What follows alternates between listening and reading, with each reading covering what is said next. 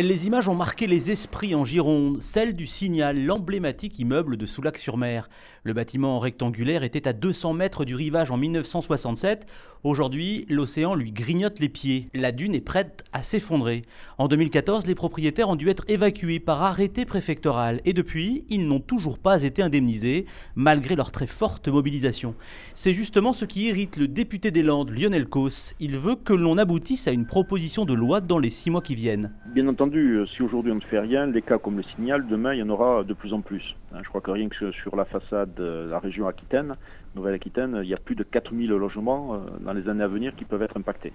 Donc vous imaginez un petit peu l'ampleur du sujet, c'est quand même pas neutre. Donc 4000 logements en moins, sachant qu'en parallèle on a 4 millions d'habitants de plus qui doivent arriver sur nos côtes.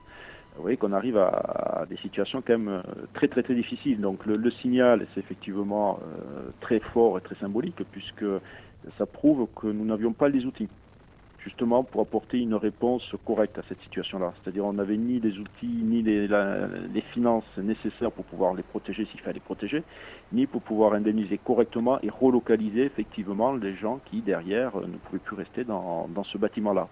Donc on se retrouve quand même assez démunis. Qu'à partir du moment où on doit porter des outils financiers, des outils juridiques, ça relève bien du législateur. Il faut que ce projet de loi soit ambitieux, qui protège notre littoral et qui prépare surtout l'avenir et les enjeux que nous allons avoir à subir dans les 10, 20, 30 ou 40 ans. Le Sénat, de son côté, se penche en ce moment sur ce dossier de l'érosion côtière.